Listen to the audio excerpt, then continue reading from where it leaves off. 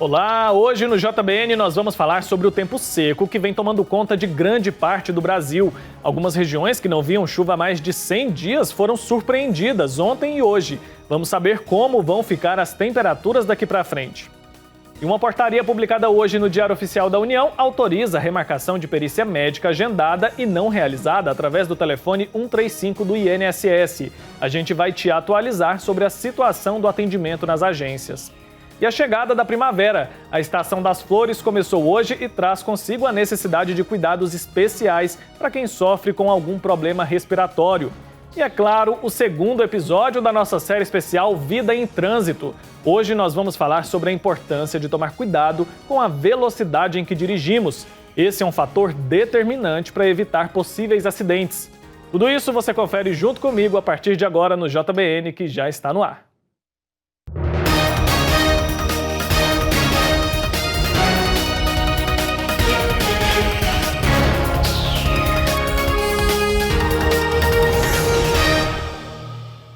Uma boa noite para você, já estamos no ar para todo o Brasil com o Jornal Boa Notícia desta terça-feira. Muito obrigado pela sua companhia. Participe do nosso jornal, mande a sua sugestão de pauta, dê a sua opinião sobre o que você quer ver aqui no JBN. O nosso e-mail, você já sabe, é o jbn@tvpaeterno.com.br. E olha, a primavera chegou e eu quero começar falando sobre ela, que é uma das épocas mais bonitas do ano. Mas atenção, junto com a Estação das Flores, chega também a necessidade de acender um alerta para os cuidados com os problemas respiratórios. Quem conta os detalhes pra gente é a repórter Daiane Rodrigues.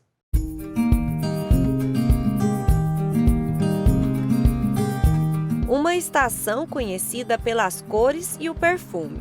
Esta é a primavera, considerada a mais bonita do ano. É nela que acontece a floração, deixando as ruas, parques e jardins com aspecto alegre e vivo.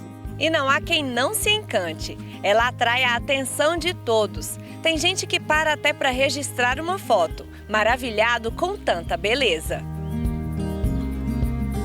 Mas nem todo mundo consegue sentir o perfume das flores. É que o desabrochar libera substâncias alergênicas no ar, como o pólen, e isso causa sensibilidade a algumas pessoas. Os alérgicos nessa época vão sofrer muito com coceira no nariz, que é o prurido nasal, coriza, aquela aguinha transparente saindo do nariz que incomoda tanto, pode ter tosse, espirros e nariz entupido, congestionamento nasal. São os principais sintomas que quem sofre de rinite e tem outras alergias associadas vão apresentar nessa época. O ar ainda fica mais propício a ácaros, fungos e bactérias. Por isso é importante estar atento a algumas dicas para evitar que os problemas respiratórios ataquem.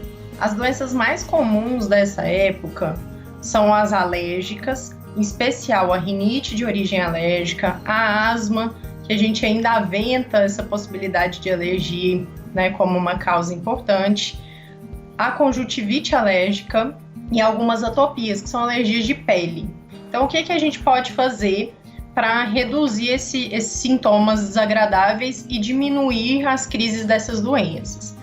A gente pode fazer lavagem nasal, evitar contato com os alérgenos já conhecidos, ficar em ambientes arejados, abertos, evitar locais que tenham mofo, usar aparelhos de umidificador, climatizador com cuidado e ar-condicionado nessa época com cuidado, evitar o contato com cachorros, gatos, que são fortes causadores também de alergia, que vão se associar aos pólens, aos mofos, que nessa época estão em maior quantidade no ar ambiente. A atenção, é claro, deve ser redobrada neste período de pandemia da Covid-19, já que nesta época do ano a incidência de contrair doenças virais é ainda maior.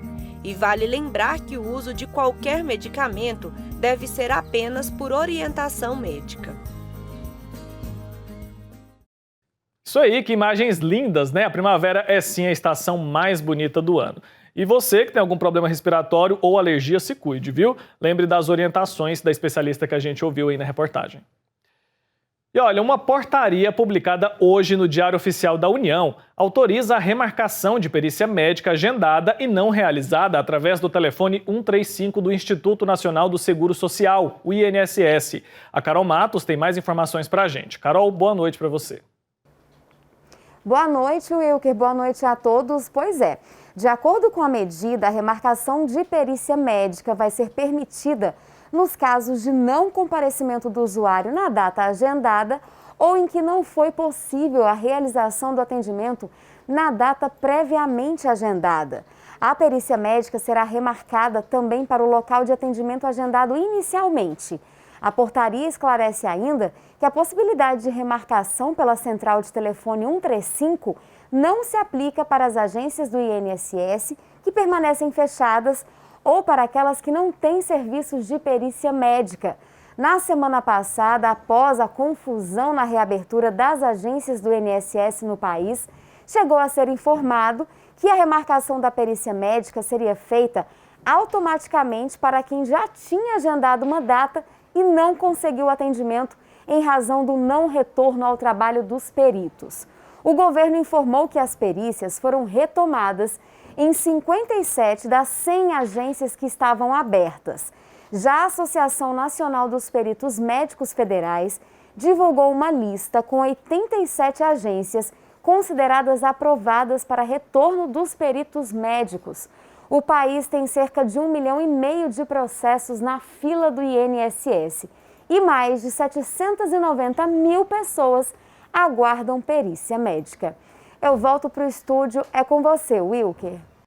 É isso, e a gente continua acompanhando a situação no INSS. Obrigado, Carol, pela sua participação. E a nova diretoria da AFIP visitou as obras do novo Santuário do Divino Pai Eterno em Trindade. Eles foram acompanhar de perto os trabalhos por lá, que seguem sem folga. A equipe do Pedro Henrique Rabelo acompanhou a visita e conta tudo pra gente. Vamos ver.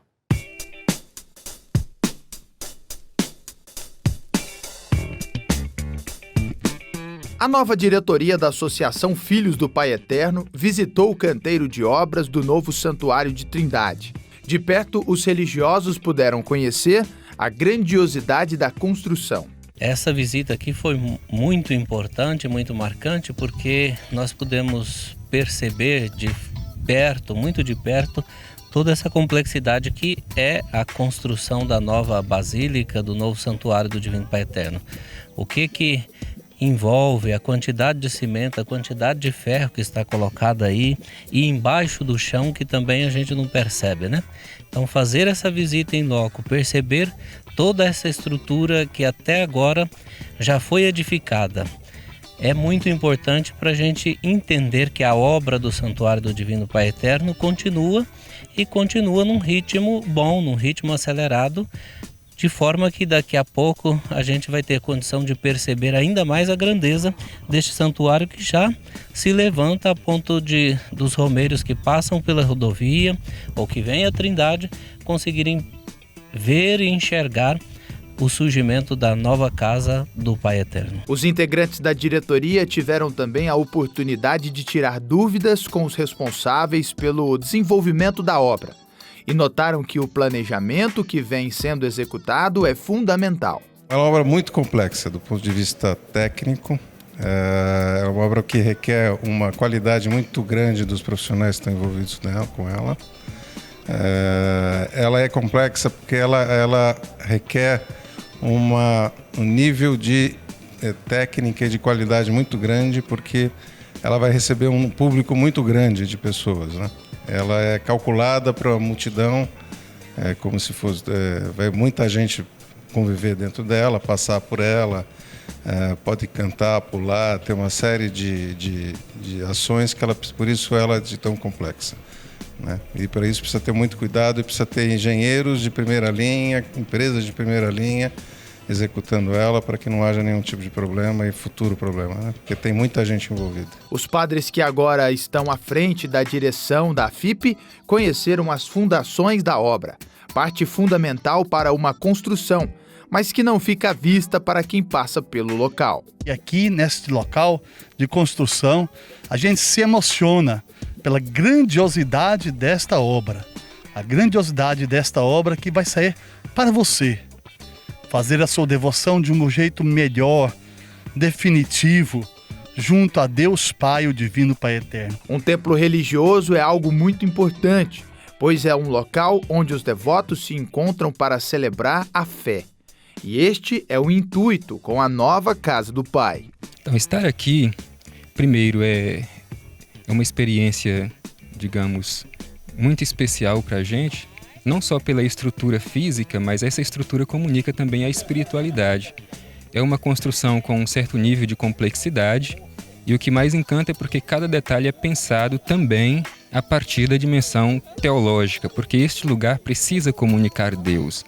Então, mesmo a construção física do santuário pensa essas dimensões para que cada devoto do Pai Eterno, ao chegar aqui, sinta-se abraçado por essa dimensão espiritual. Então, de fato, hoje, quando a gente chega aqui e olha a complexidade desta construção, a gente pode sentir que todos esses elementos estão presentes desde já aqui neste lugar. O vice-provincial dos Redentoristas de Goiás, Padre João Paulo, acompanhou de perto os homens trabalhando, mesmo com algumas restrições, ainda por conta da pandemia.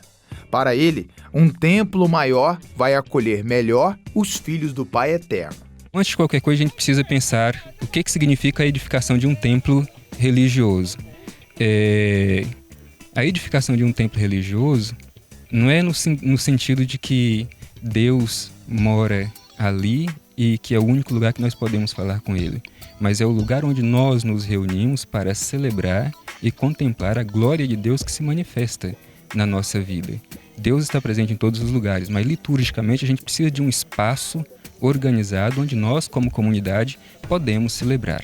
O ano de 2020 está trazendo muitas dificuldades e, por conta da paralisação, o mercado da construção civil está sentindo de perto a falta de matéria-prima. Nós tivemos uma complicação que é inédita para praticamente todos nós, né, que estamos nessa geração, né, vivendo nessa geração, que é o caso da pandemia. A pandemia, o que ela provocou? Para nós aqui na obra, ela tem dois efeitos, né? Um, que através dos decretos, tanto federais como do governo estadual, nós tivemos que fazer as paralisações que foram orientadas por decreto. Então a obra teve que parar e só parou por causa disso. Só que as indústrias também pararam. E as indústrias que fabricam matérias-primas mais básicas, por exemplo, como tijolo, cimento, elas demoram a voltar. Pra você ter uma ideia, um forno de uma fábrica de cimento vai demorar aí 90 dias para aquecer de novo. E aí, só a partir disso é que ela começa novamente a fabricar o cimento, né? Uma indústria de aço, às vezes, um forno de aço, demora 6 meses para se aquecer de novo. Então, hoje nós estamos enfrentando essa escassez de matéria-prima em função da retomada que é lenta das indústrias que fabricam esses insumos que são fundamentais. Mas a obra continua, graças aos devotos que entendem a necessidade de um santuário maior e mais aconchegante para quem vem à Trindade. Peço que jamais deixe a sua fé passar em vão. Jamais abandone aquilo que você crê, que é o amor ao Divino Pai Eterno. Deus te ama, Ele está sempre com você, hoje e sempre. Amém.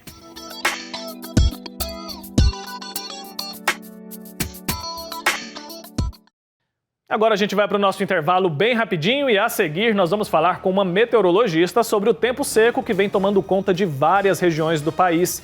E o segundo episódio da nossa série especial Vida em Trânsito é daqui a pouco.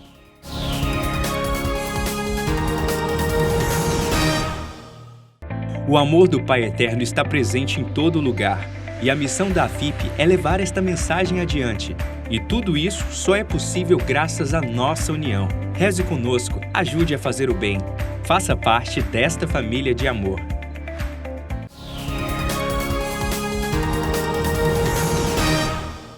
Já estamos de volta com o JBN de hoje. Muito obrigado pela sua companhia. O tempo seco vem tomando conta de grande parte do país. Em Goiânia mesmo, foram mais de 100 dias sem chuvas. Mas eu quero agora saber como vai ficar o tempo daqui para frente. Por isso, eu vou conversar com a Juliana Freire, que é meteorologista. Juliana, 119 dias sem chuva. Acho que o que todo mundo quer saber, não só o pessoal aqui de Goiás, né? A chuva foi registrada em várias partes do país. Como é que vai ficar o tempo daqui para frente, para os próximos dias? Boa noite. Boa noite, Wilker. Finalmente a chuva chegou, né? Porém, essa chuva ela chegou de forma fraca, principalmente na Grande Goiânia, e ela vai permanecer ainda nos próximos dias, né? Mesmo que de forma fraca, ela vai permanecer na quarta-feira. Na quinta-feira ainda tem uma pequena chance de pancada de chuva, mas na sexta-feira essa chuva ela vai embora novamente e volta o calor e o tempo seco na região. Entendi. A gente registrou recentemente em várias capitais, inclusive aqui em Goiânia, um céu nublado, aquelas nuvens ali no céu. A gente não sabia direito se era nuvem mesmo, se era fumaça. O que você tem a dizer sobre isso? Era fumaça ou não? Uma parte é fumaça, né? Porque tem a fumaça que está vindo da região amazônica e do Pantanal, e ela se misturou com essa nebulosidade que foi provocada pelo avanço da frente fria. Então, realmente, a gente tem ali uma mistura de fumaça, de nebulosidade, não dá para distinguir totalmente o que é cada um. Mas hoje a condição é mais de nebulosidade, né? Essa frente ela avançou e isso causou um aumento da nebulosidade na região. Você mencionou aí as fumaças que estão vindo da Amazônia, do Pantanal que está pegando fogo. Como que fica para a saúde das pessoas? Essa fumaça ela é prejudicial, né? Ela também contribui para essa sensação de abafamento nas capitais, nas cidades em geral, né?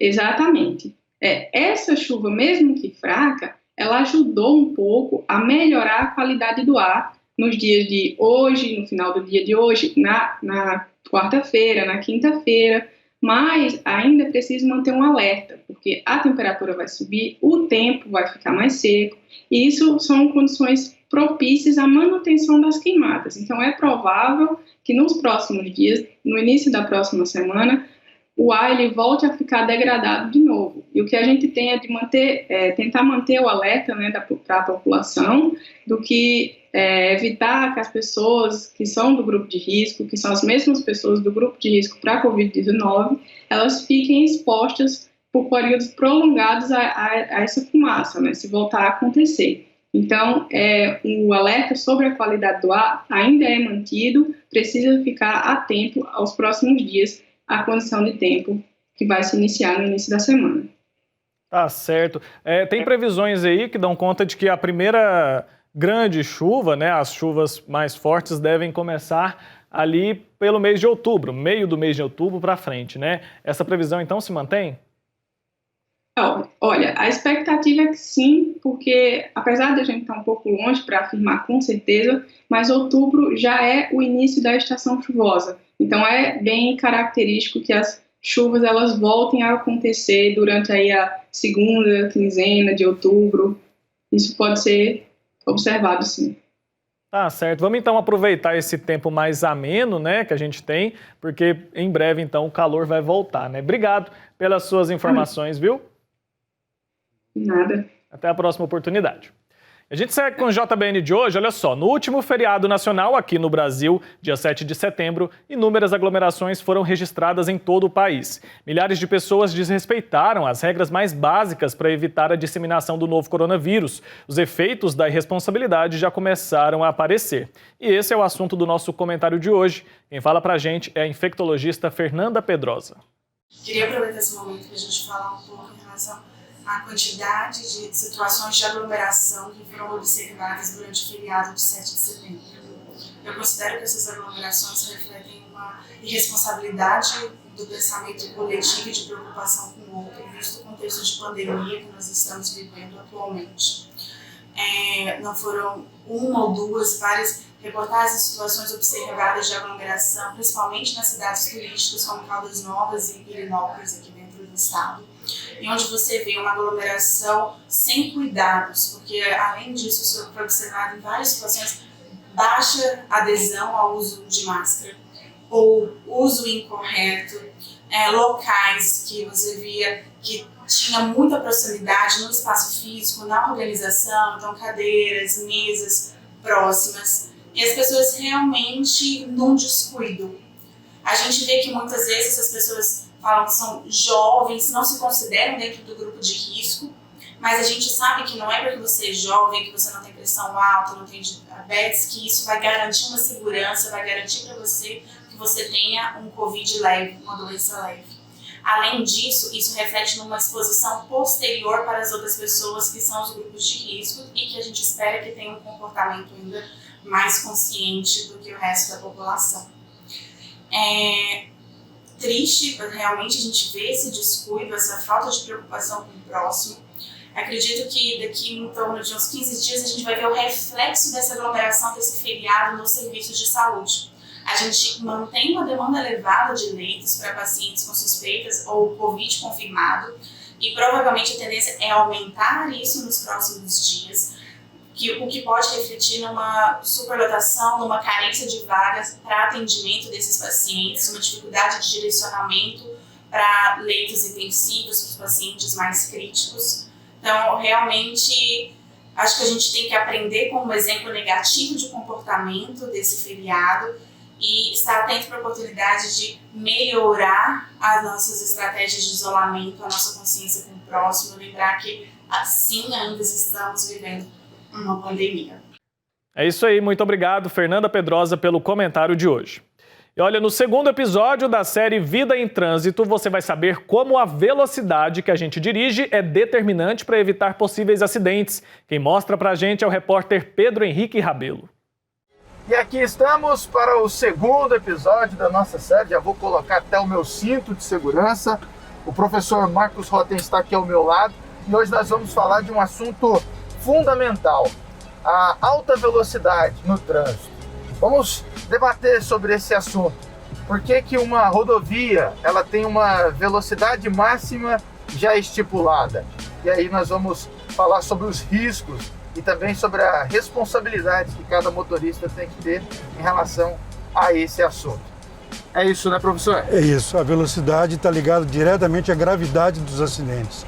Além dela causar acidentes, ela agrava as consequências do acidente. É isso aí. Você é o nosso convidado para mais um passeio. Vamos lá.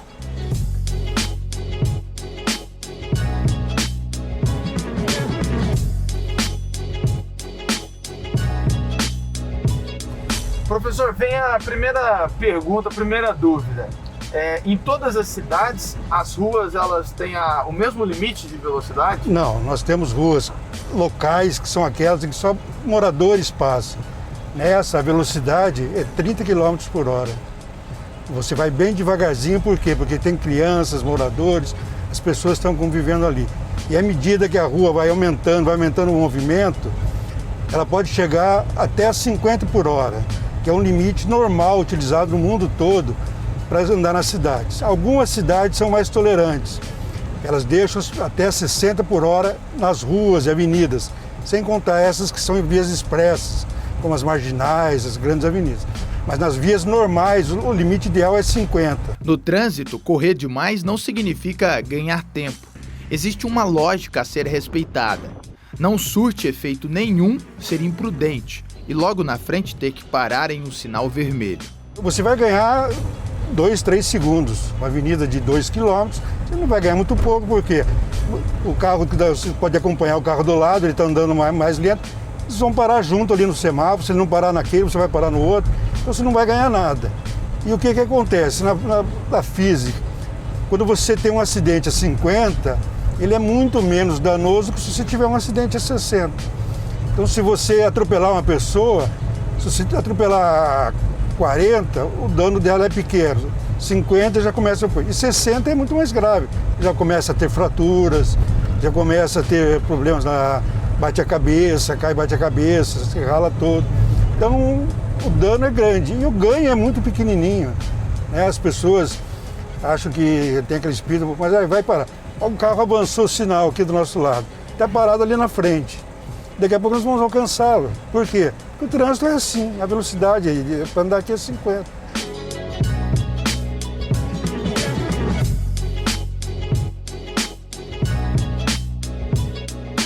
Respeitar a sinalização é fundamental e o semáforo é um ponto interessante. Muitos acham que a luz amarela é para correr e passar. Pelo contrário, como sinal de atenção, o indicado é você reduzir e respeitar os outros. Porque, assim, grandes causas que nós temos de acidente, velocidade e o avanço do desrespeito à sinalização. Quer dizer, aqui o que é a sinalização? Nós estamos parados no semáforo. A sinalização está separando, agora é a vez daqueles entrar, depois é nossa. Porque dois corpos não ocupam o mesmo lugar no espaço. Então as pessoas, quando respeitando a sinalização, se todo mundo respeitasse, o número de acidentes diminuiria muito.